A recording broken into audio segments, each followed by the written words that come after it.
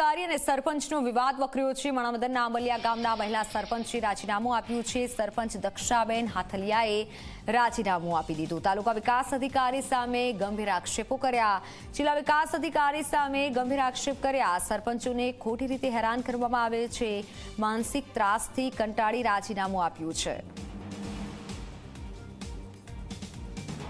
આજે અહીંયા મને જવાબ દેવા માટે બોલાવી હતી। હું અહીંયા જવાબ દેવા આવી હતી અને આજે પછી એમણે મારો જવાબ સાંભળ્યો નહીં અને મેં 28 તારીખનું એ કીધું તો એમણે કીધું એ તમારો પ્રશ્ન છે। અને હું આ બધાના ગોળ ગોળ ચક્કર છેલ્લા 6 મહિનાથી હું ગોળ જ ફરું છું કે આની પાસે જાઓ આની પાસે જાઓ અને મંત્રીથી માંડીને બધા મને જેમ તેમ જવાબ આપે છે। એના લીધે મને માનસિક થઈ ગયું છે। હું એટલી ડિપ્રેશનમાં આવી ગઈ છું કે હવે હું આ લોકોથી કંટાળીને હું આજે માણાવદરમાં રાજીનામું આપી દઉં છું ને અહીંયા મેં સાગવાન સાહેબને પણ રાજીનામું મારું આપી દીધું છે ને બધા સાહેબો આવતા હતા ચેક કરતા હતા। જો ત્યાં એ લોકોને જરા પણ ખરાબ લાગ્યું તો ત્યારે ને ત્યારે એ લોકોએ એક્શન લેવું હતું ને।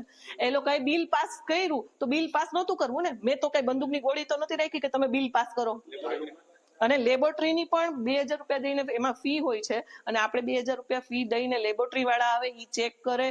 એ ચેક કરીને પછી ટીડીઓ સાહેબ ચેક કરે, મંત્રીની સાઇન આવે કે આ છે ને પછી ટીડીઓ સાહેબ બધા ફોટા હોય છે લીગલી ફોટા એમાં પાડેલા હોય છે એ બધું ચેક થઈ જાય છે અને પછી ચેક પાસ થાય છે। તો ત્યાં સુધી આ બધા સૂતા હતા। તો સમાચારોમાં હાલ બસ આટલું। વધુ સમાચાર અને અપડેટ માટે